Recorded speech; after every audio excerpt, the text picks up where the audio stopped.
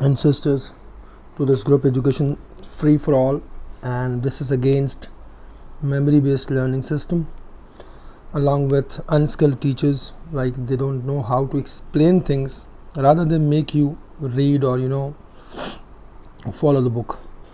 तो कोशिश तो मेरी ये है कि इंग्लिश उर्दू दोनों में वीडियो बनाई जाए, लेकिन अब दोनों ज़बानें साथ कैसे इस्तेमाल करूँ, या तो मुझे अलग अलग वीडियो बनानी पड़ेंगी, या मुझे आप सजेशंस देंगे, ये काम मुझे किस तरह करना है। खैर, आज का टॉपिक थोड़ा सा अकाउंटिंग के हवाले से मैं चुन रहा हूँ, क्योंकि मैंने इस पर कुछ पोस्टें भी की हैं और उन पोस्ट का जवाब सही नहीं आया, लेकिन बहरहाल सही नहीं आया या कम आए, दोनों सूरतों में वजाहत ज़रूरी है। जैसे अकाउंटिंग में एक फाइनेंस की फील्ड में एक डिग्री आप सुनते हैं, उसका नाम है ACCA, या उसको CA भी कहते हैं। अगर पाकिस्तान से करेंगे तो CA कहलाएगा, अगर ब्रिटेन से करेंगे तो ACCA कहलाएगा।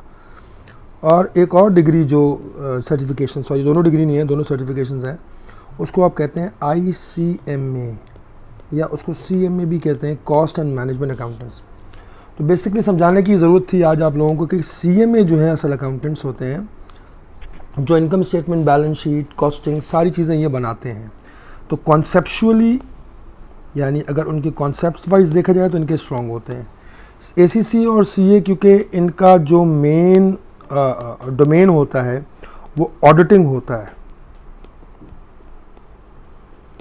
ये ऑडिटिंग के ज़्यादा माहिर होते हैं, टैक्सेशन के ज़्यादा माहिर होते हैं। अकाउंटिंग भी पढ़ते हैं, लेकिन इतनी कि उसको खाली देखें कि वो सही चीज़ें रिकॉर्ड हुई हैं और फिर उस मुल्क के कानून के हिसाब से उस पर टैक्स लगा सकें और उसका ऑडिट कर सकें। तो खुदारा एक चीज़ मैं बार बार आपसे कहूँगा कि ये CA वालों से अकाउंटिंग नहीं पढ़ा करें। जैसे हमारा एक टॉपिक आज का है डेप्रीसिएशन, इसको उर्दू में घिसना कहते हैं। अच्छा, डेप्रीसिएशन की गूगल से डेफिनेशन उठा लें, या आप जो लोकल बुक्स मिलती हैं अकाउंटिंग के, इंटर की, BCom की, आप वो उठा लें, तो सब में ये लिखा होगा कि डेप्रीसिएशन जो है जब कोई नॉन करंट एसेट घिस जाता है, जो 1 साल से ज़्यादा इस्तेमाल करने वाला नॉन करंट एसेट हो, कीमती चीज़ हो, वो जब घिसता है इस्तेमाल करने की वजह से, जैसे सोफ़ा हो गया, AC हो गया, फ्रिज हो गया, मशीन हो गई, बिल्डिंग हो गई, तो उसको रिकॉर्ड करने के लिए हम डेप्रीसिएशन को यूज़ करते हैं। तो ज़्यादातर आप पढ़ेंगे कि वो डेप्रीसिएशन रिकॉर्ड करता है decrease in value of non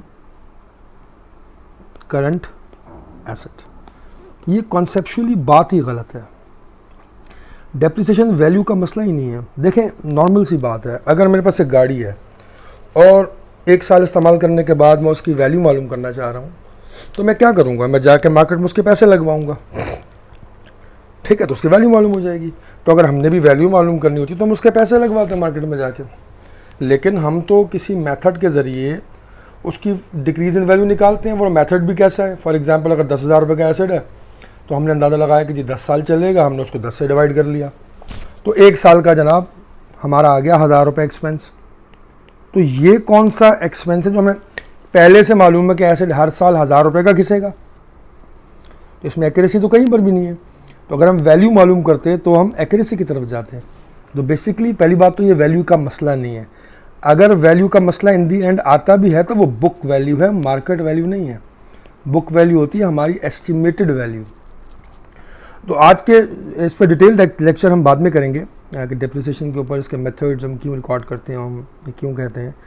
हमारे एक दोस्त ने इस पर जवाब दिया था, उनका कसूर नहीं है, क्योंकि ज़्यादातर BCom, इंटर, सारे जितने भी हम लोगों ने पढ़ा है, इवन हमारी अगर फर्स्ट डिविजन्स भी आई हैं या हमने कोई मेडल्स भी लिए हैं, तो हमारी डेफिनेशन पेटेंट यही होती है। अब आप खुद समझदारी से बताएं, मैंने इसमें एक लॉजिक आपको दी, अगर वैल्यूएशन का मसला होता तो हम मार्केट वैल्यू नहीं मालूम करते, हम अपनी तरफ से अंदाजे लगाते। तो सबसे पहले तो याद रखिए, डेप्रिसिएशन एक एस्टिमेशन है। एस्टिमेशन का मतलब होता है अंदाज़ा कि एसेट इतना खर्च हुआ होगा, और वो भी हम अपने 2-4 मेथड्स के ज़रिए निकालते हैं। ये हम एस्टिमेशन करते क्यों हैं क्योंकि उस कीमती चीज़ ने हमें मदद दी है रेवेन्यू कमाने में, इनकम कमाने में। चाहे हमारी दुकान में AC लगा हुआ है, उस AC की हम बात कर लें, चाहे AC तो नहीं बेच रहे ना हम, चाहे हमारी सीमेंट और जो है वो सरिया बेचने की दुकान हो, ऑफिस में हमने AC लगाया है, तो AC तो नहीं बेच रहे, लेकिन AC लगाया तो है वहाँ पर। तो वो AC हमें मदद कर रहा है हमारी रेवेन्यू जनरेट करने में। तो इसीलिए उस रेवेन्यू में से, उस इनकम में से जो हम कमा रहे हैं, उस एसी का ख़र्चा माइनस होना ज़रूरी है। तो हम क्या करते हैं, उसकी कॉस्ट को, एसी की कॉस्ट को स्प्रेड कर देते हैं उसकी यूज़फुल लाइफ पे। तो ये हम एलोकेट करते हैं। एलोकेट उर्दू में अगर इसका मैं लफ्ज़ इस्तेमाल करूँ तो एलोकेट जो है मुख्तस करने को कहते हैं।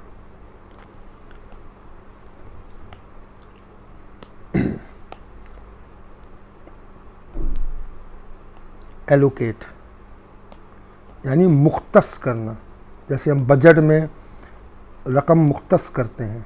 तो अगर आप जाके फॉरेन बुक्स में इसकी डेफिनेशन देखेंगे तो ये आपको यही चीज़ मिलेगी कि जी ये हम मुख्तस कर रहे हैं।